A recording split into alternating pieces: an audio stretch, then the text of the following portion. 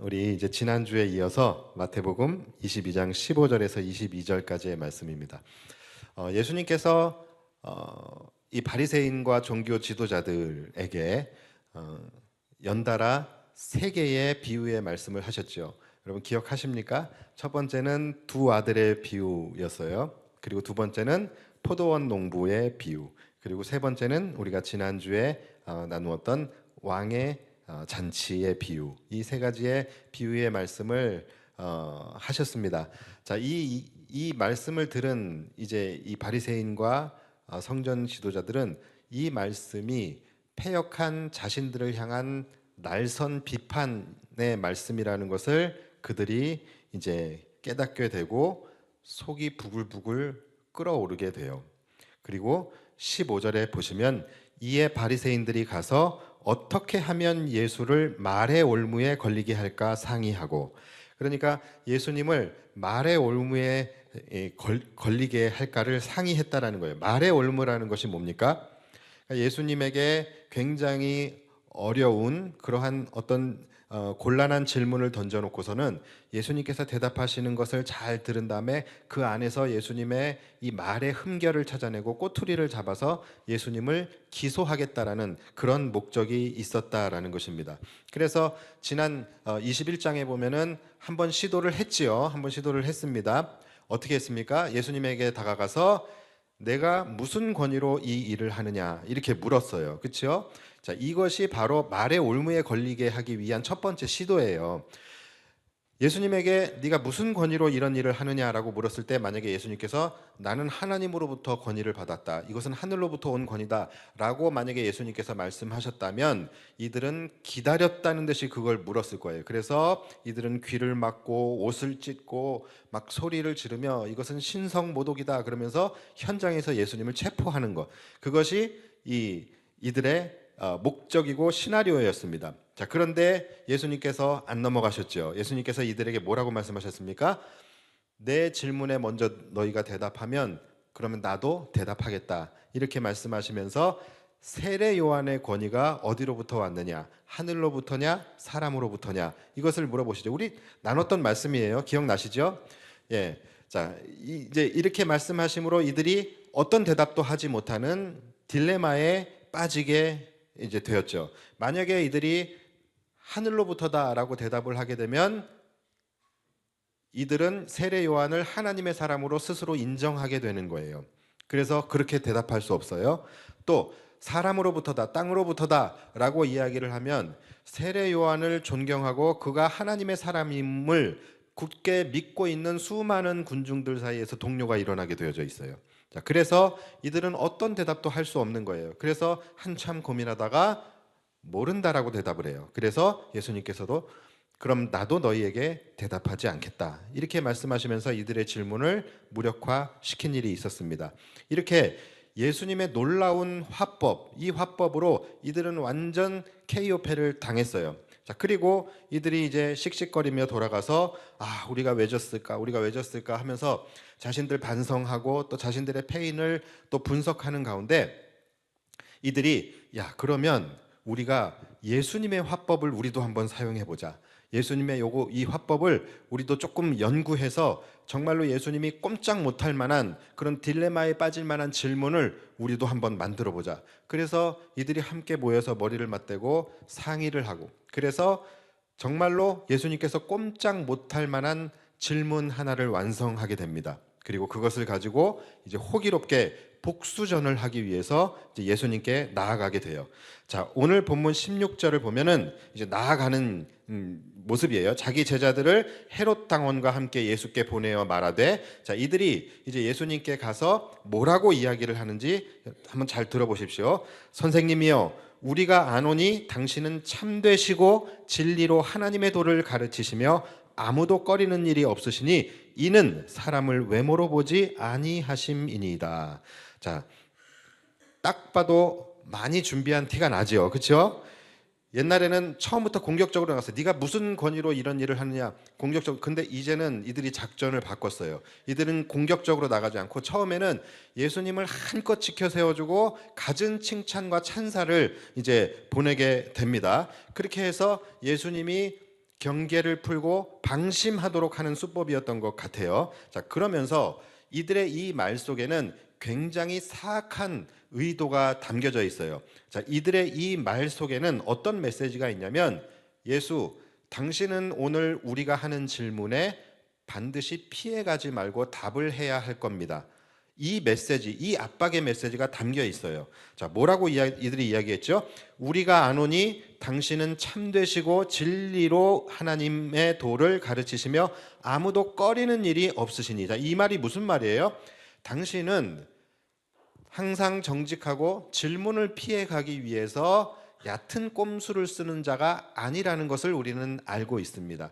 당신은 항상 정직하게 진리를 이야기하는 데에 있어서 그 어떤 꺼리낌도 없이 그 누구의 눈치도 보지 않는 사람이라는 것을 우리가 압니다. 이 이야기를 하는 거예요. 그러니까 그렇게 예수님을 인정하는 듯이 이야기하지만 그 말 속에는 뼈가 있죠. 뭡니까?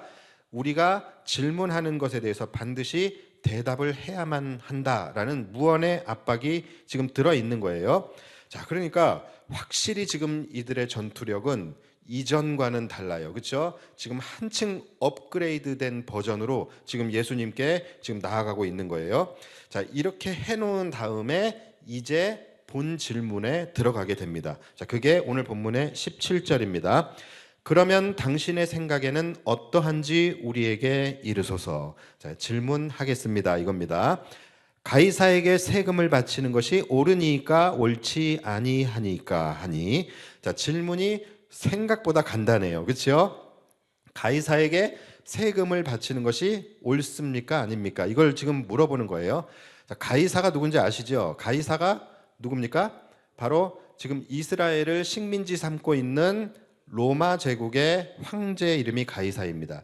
이 가이사가 피지배 민족에 대한 수탈 정책을 펼쳤어요. 그래서 이 이스라엘 백성들, 유대인들은 엄청난 세금을 로마에게 빼앗기는 그런 상황이었습니다. 그러니까 로마에 대한 악감정, 이 악감정이 실제적으로 극에 달해져 있는 그런 상황 속이에요. 그런 상황 속에서 가이사에게 세금을 바치는 것이 맞냐 틀리냐, 이 질문은 굉장히 유대인들에게도 또 그들에게도 굉장히 예민하고 민감한 문제예요. 그러니까 이건 쉬운 문제가 아닙니다.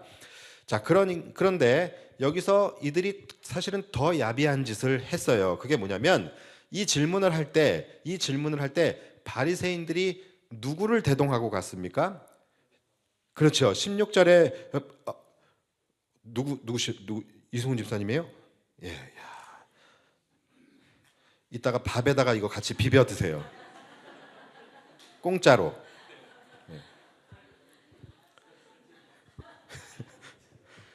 제가 마법 풀어드릴 테니까 살 안 찌니까. 예, 16절에 보면은 이들이 헤롯 당원들을 대동하고 와서 예수님께 이 질문합니다. 자, 이것은 지금 이들의 행동은 거의 막 가겠다라는 거예요. 지금 막장을 지금 가고 있는 겁니다. 왜냐하면 바리새인들과 헤롯 당원, 여러분 이 둘은 절대로 함께 연합할 수 없는 사람들이에요. 이들은 서로 상극에 있는 사람들입니다. 바리새인들이 누굽니까? 이들은 율법에 목숨을 걸고 로마에 항거하는 사람들이에요. 이들이 바리새인입니다. 그런데 헤롯 당원은 누굽니까? 말 그대로 헤롯을 지지하는 사람들에게, 헤롯에게 붙어 먹고 있는 친로마 성향을 가진 사람들이 바로 헤롯 당원들이에요. 그러니까 이들은 서로 원수예요. 원수여야 할 이 두 집단이 지금 함께 연대를 하고 있는 것입니다. 뭐를 위해서? 누구 하나 죽이자고? 예수님 죽이자고 지금 이 일을 하고 있는 거예요. 그러니까 여러분들도 앞으로 살아가면서 함께 할 수 없는 자들이 함께 하고 있다?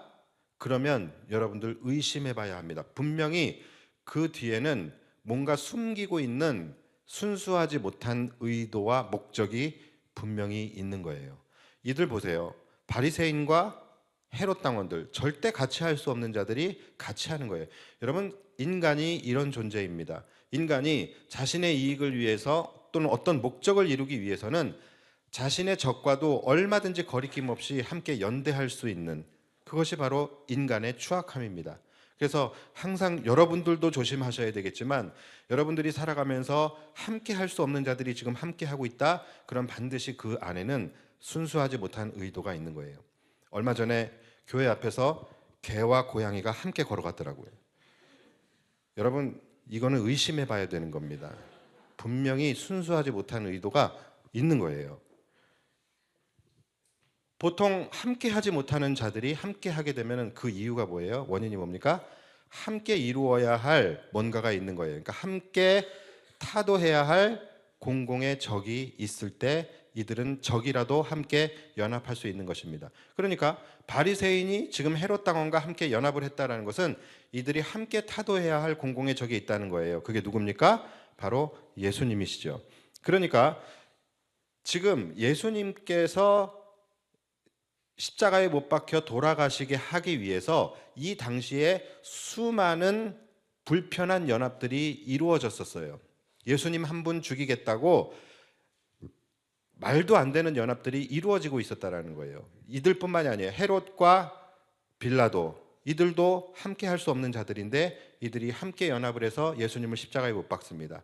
그리고 바리새인과 헤롯 당원 마찬가지, 그리고 바리새인과 사두개인도 마찬가지예요. 바리새인과 사두개인도요, 서로 함께 할 수 없는 자들입니다. 이들은 신학이 달라요. 그렇기 때문에 함께 할 수 없는 자들인데 예수님을 죽이기 위해서 이들이 연대를 하게 돼요. 대제사장과 서기관 마찬가지입니다.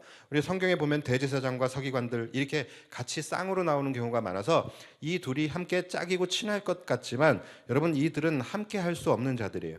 대제사장은 그 당시에 로마에서 이 임명을 하는 정치적인 사람이에요. 그리고 서기관들은 말 그대로 순수한 이 학문을 연구하는, 신학을 연구하는 율법 학자들입니다. 그러니까 이들은 서로 함께 할 수 없는 자들이에요. 그런데 이들이 다 연대를 이루고 함께 연합을 이루어서 예수님을 십자가에 못 박아 죽이게 된 것입니다. 그리고 이러한 불편한 연합은 지금 이 시대에도 일어나고 있다는 거예요. 가장 대표적인 것이 뭡니까? 바로 WCC예요. 함께 할 수 없는 자들이 함께 모여서 종교 통합을 이루고 종교 다원주의를 이룰 때에 결국은 예수님만이 구원자가 되심을 부인하게 되는 것입니다. 여러분, 조심해야 합니다. 제가 예전에 가장 싫어하고 비판했던 음식이 바로 김치 햄버거예요. 여러분, 김치와 햄버거는 함께 할 수 없는 거예요. 이 두 개가 합쳐진 것은 악한 것입니다. 그래서 실제로 망했잖아요. 롯데리아 회개해야 합니다.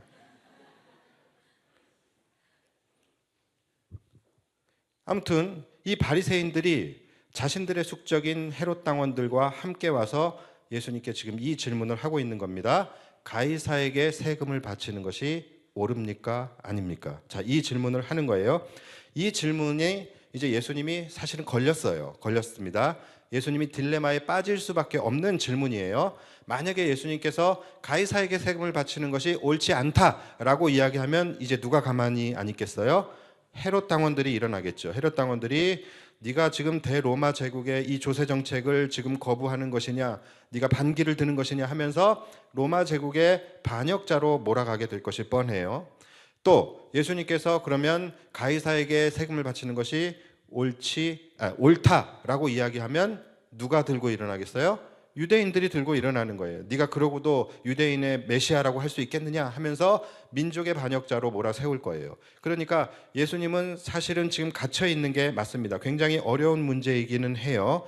우리 바리새인 친구들이 열심히 준비한 게 맞아요. 자, 그러면 예수님께서 지금 이 딜레마를 어떻게 반응을 하셨을까요? 자, 그게 18절입니다. 18절부터 이제 나오게 되는데, 예수께서 그들의 악함을 아시고 이르시되 외식하는 자들아 어찌하여 나를 시험하느냐. 자, 예수님은 이미 이들의 악함과 이들의 외식, 즉 위선이죠. 이 위선을 간파하신 거예요.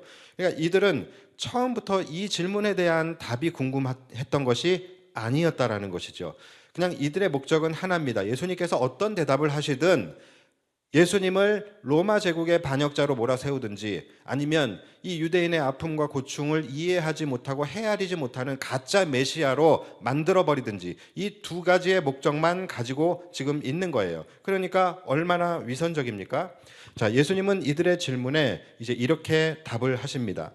너희가 세금으로 내고 있는 그 동전을 내게 가져와 보아라, 이렇게 얘기하세요. 자, 그러니까 바리새인들이 한 데나리온짜리 동전을 가져옵니다. 그 당시에는 다 동전이었어요. 이 동전에는 가이사의 얼굴이 이제 새겨져 있는 동전입니다. 예수님께서 그들에게 묻습니다. 이 동전에 새겨져 있는 형상과 글이 누구의 것이냐?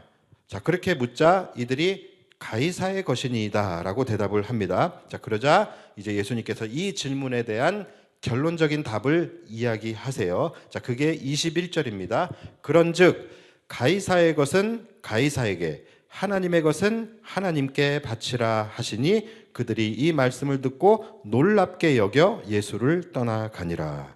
자, 우리가 잘 아는 말씀이죠.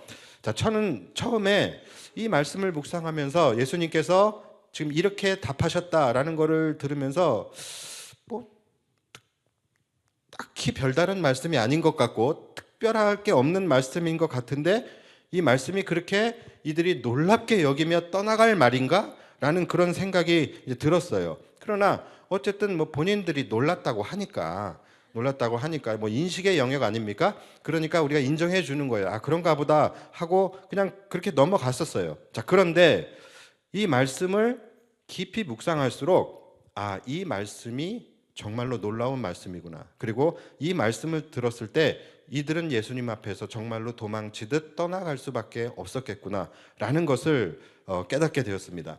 자, 많은 분들이 이 말씀을 너무나도 잘 알고 있어요. 그리고 이 말씀을 묵상할 때에 해석을 어떻게 하냐면 일단 질문이 뭐였습니까? 가이사에게 세금을 바치는 것이 옳습니까? 이게 질문이었잖아요. 그리고 예수님의 대답이 뭐였어요? 가이사의 것은 가이사에게 주어라. 이것이 예수님의 대답이었어요. 그러니까 대부분의 사람들이 이 말씀을 통하여 어떤 해석을 하냐면 예수님의 말씀은 너희가 하나님의 백성일지라도 세상의 법을 무시해서는 안 된다. 너희가 하나님의 백성일지라도 세상의 권세자나 세상의 법과 체제에 순복하고 순응하고 순종할 수 있어야 한다. 이것이 예수님의 말씀이다라고 여기에 해석의 방점을 두는 분들이 많이 있습니다. 그리고 물론 그것도 틀린 해석이 아니라 맞는 해석입니다. 맞는 해석이에요.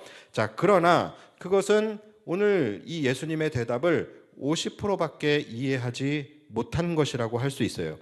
예수님께서 그들에게 세금 내는 동전을 가져오라고 하시죠. 자, 그 동전에는 누구의 형상이 있었습니까? 가이사의 형상이 있었어요. 새겨져 있었어요. 그리고 글귀도 있었습니다. 그 글귀는 뭐라고 써 있었냐면 티베리우스 가이사 신성한 아우구스투스의 아들이라고 이 글자가 새겨져 있습니다.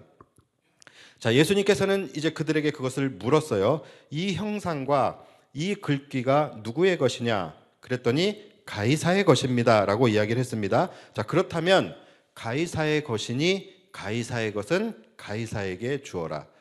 아무 문제가 없어요. 너무나 클리어합니다. 그렇죠? 자, 그런데 문제는 뭐냐면 바로 그 다음에 나오는 말씀이죠. 하나님의 것은 하나님에게 바치라.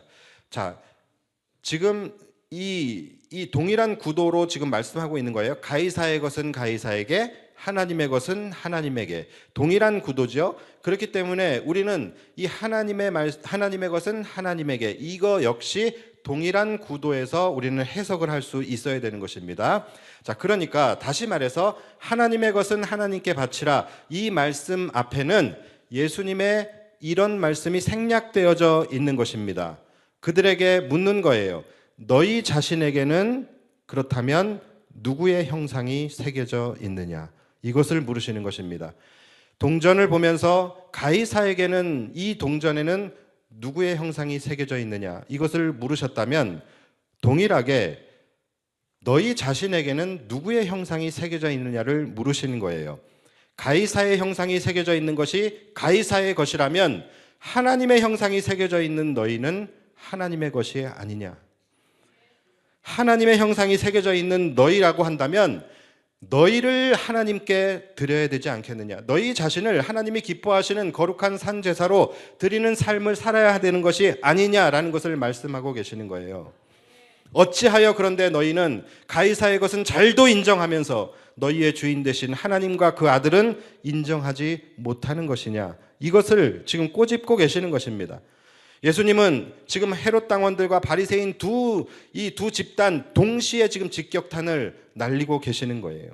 헤롯 당원들을 향하여서는 어찌하여 너희는 동전에 새겨진 가이사에게는 그렇게 숭배하고 인정하고 영광을 돌리면서 너희 몸에 새겨진 형상인 하나님께는 영광을 돌리지 못하고 있느냐? 바리새인들을 향하여서는 어찌하여 너희는 가이사의 것은 잘도 바치면서 어찌하여 너희는 너희 몸에 새겨진 하나님의 영광을 위하여서는 하나님의 것은 오히려 너희들이 도둑질하고 가로채고 있느냐? 이것을 묻고 계시는 거예요. 이 글귀에 써 있는 것처럼 티베리우스 가이사가 신성한 아우구스투스의 아들인 것은 그렇게도 잘 인정하면서 너희는 왜 하나님의 아들은 인정하지 못하고 있는 것이냐? 이것을 물으시는 거예요.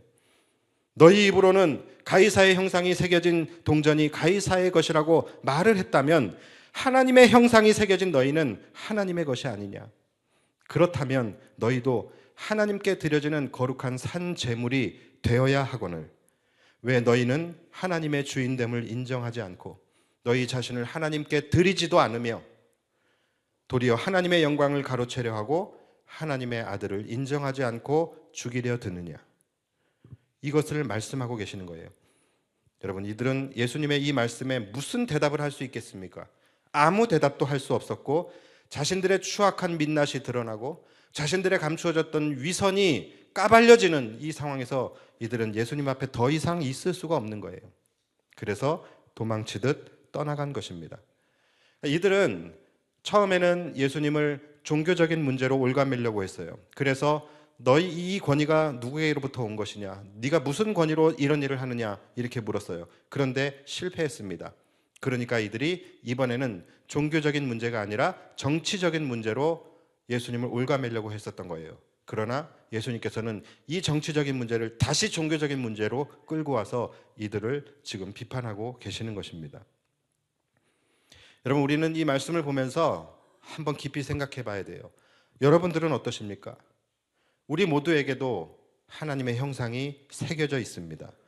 우리 모두에게는 내가 너를 구속하였고 내가 너를 지명하여 불렀나니 너는 내 것이라. 너는 내 아들이라. 오늘날 내가 너를 낳았도다. 이 말씀이 우리 가운데 새겨져 있습니다. 그렇다면 우리는 하나님의 것이고 하나님께 드려져야 하는 자들이에요. 그런데 여러분들은 하나님의 자녀로 하나님의 소유된 백성으로 여러분들은 살아가고 계십니까? 여러분들은 여러분들의 몸을 하나님이 기뻐하시는 거룩한 산 제물로 드리고 계십니까? 우리 역시도 하나님의 백성이지만 우리는 이 세상 속에서 살아가요. 그렇기 때문에 가이사의 것은 가이사에게 주라는 그 예수님의 말씀을 우리도 순복하며 살아야 합니다. 그래서 우리는 이 세상의 권세자와 세상의 법과 체제 속에서 그것을 우리가 순종하고 순응하고 또 복종하며 살아야 하는 것이 맞습니다. 그러나 그것보다 더 중요한 것은 뭡니까? 하나님의 것을 하나님께 드리라예요. 우리 몸에 하나님의 형상이 새겨져 있다면 우리는 하나님의 백성으로 살아가야 하고 우리의 인생을, 우리의 몸을 하나님이 기뻐하시는 거룩한 산 제사로 드려야 되는 것입니다. 이것이 더 중요한 거예요.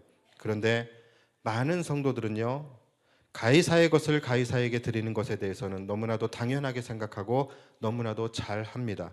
그러나 하나님의 것을 하나님께 드리는 것에서는 너무나도 소홀해요. 그리고 그것에 대해서 심지어 부당하게 여기기까지 합니다. 쉬운 예로 우리 코로나 때 생각해 보십시오. 나라에서 요구하는 방역 수칙은 너무나도 잘 지켰어요. 그러나 하나님께 드려야 할 예배는 너무나도 소홀히 함으로 말미암아 신앙을 잃어버린 성도들이 지금 얼마나 많이 있습니까? 목숨 걸고 방역 수칙을 지켰다면 잘한 것입니다. 그런데 목숨 걸고 방역 수칙을 잘 지켰다면 하나님께 드리는 예배도 목숨 걸고 드렸어야지요. 그것이 가이사의 것은 가이사에게, 하나님의 것은 하나님에게 드리는 것이 아니겠습니까? 나라에 드리는 세금은 잘 납부하지만 하나님께 드리는 11조는 소홀하고, 나라의 권위는 인정하지만 그리스도의 교회의 권위는 인정하지 않고, 나라의 권세자들은 두려워하지만 하나님은 두려워하지 않는 그런 삶이 되어서는 결코 안 되는 것입니다. 가이사의 것은 가이사에게 주는 것이 맞습니다. 그러나 그것 때문에 가이사보다 크고 높으신 하나님의 것을 소홀히 하면 안 되는 것입니다. 우리는 지난 주간에 큰 아픔을 겪었습니다. 대통령이 탄핵되었어요. 우리 가운데서는 그것을 원했던 사람도 있을 것이고 원하지 않았던 사람도 분명히 있었을 것입니다. 그러나 진영을 떠나서, 이념을 떠나서 이러한 일이 이 땅에서, 우리나라에서 일어났다라는 것 그 자체만으로도 우리는 아파해야 합니다. 우리는 슬퍼해야 하고 이 나라를 부여잡고 비통해해야 하는 것이죠. 그러나 우리는 대한민국의 국민으로서 대한민국의 통치자들의 결정을 우리는 순종하고 순복하고 복종하고 인정해야 합니다. 그런데 거기서 끝나면 안 되는 거예요. 그와 동시에 우리는 이 위태로운 위기에 빠져 있는 이 나라도 하나님께서 다스리시는 하나님의 나라라는 것을 우리가 고백하며 이 나라를 하나님께 올려드릴 수 있어야 되는 거예요. 그것이 하나님의 것을 하나님께 드리는 것입니다. 그리고 그래야 하나님께서 이 나라의 주인이 되어서 상처난 이 나라를 회복시켜 주실 수 있는 것입니다. 그것이 여러분, 가이사의 것은 가이사에게, 하나님의 것은 하나님께 드리는 거예요. 여러분, 우리 모두의 인생도 마찬가지예요. 가이사의 것을 가이사에게 드릴 때 때로는 그것이 우리에게 부당하게 여겨질 수 있어요. 때로는 그것으로 인하여 우리의 삶이 힘들어지고 어려워지고 복잡해질 수 있습니다. 그러나 거기서 끝이 아니잖아요. 우리가 바로 가이사보다 높고 위대하신 하나님의 자녀 아닙니까? 우리가 하나님의 백성들이잖아요. 그렇다면 우리가 하나님의 것인 나의 인생을 하나님께 올려드리는 삶, 우리 몸을 하나님이 기뻐하시는 거룩한 산 제물로 드리는 삶을 살아야 되는 거예요. 그럴 때에 하나님께서 우리의 인생의 주인이 되셔서 무너진 우리의 삶을 회복시켜 주시는 것입니다. 나라의 통치자들로 인해서 이 사회가 때로는 더 힘들어질 수 있습니다. 더 시끄럽고 더 어려워질 수 있어요. 그러나 거기서 끝이 아니에요. 우리는 우주의 통치자이신 하나님께 이 나라를 돌려드릴 때 하나님께서 이 나라의 주인이 되셔서 이 나라를 회복시켜 주시는 것입니다. 가이사의 것은 가이사에게, 하나님의 것은 하나님께 드리라. 여기서 이 드리라의 단어가 바로 돌려드리라라는 단어로 되어져 있어요. 돌려드려야 되는 것입니다. 이 나라도 여러분들의 인생도 하나님의 것입니다. 하나님께 돌려드릴 때 우리 안에 회복이라는 것이 일어나게 되는 것입니다. 말씀을 마치겠습니다. 여러분, 가이사의 것은 가이사에게 드리십시오. 때로는 그것이 마치 로마의 횡포와 같이 느껴지고 그것이 우리에게 부조리하고 부당하다고 느껴질 수도 있습니다. 그리고 그로 인해서 우리의 삶이 힘들어질 수도 있습니다. 그러나 우리에게는 가이사보다 높으신 하나님의 형상이 우리 가운데 새겨져 있다는 것을 여러분 잊지 마시고, 그 다음 우리가 해야 할 것은 뭡니까? 하나님의 것을 하나님께 드리는 거예요. 우리의 인생을, 우리의 삶을, 우리의 주권을 하나님께 올려드리고 하나님의 것을 하나님께 드릴 때 가이사의 권세보다 뛰어나신 하나님의 권세가 우리를 지켜주실 것입니다. 우리의 삶의 진정한 치유와 온전한 회복의 삶이 펼쳐지게 될 것입니다. 여러분, 이러한 은혜를 누리며 살아가는 저와 여러분들이 되시기를 주님의 이름으로 축복합니다.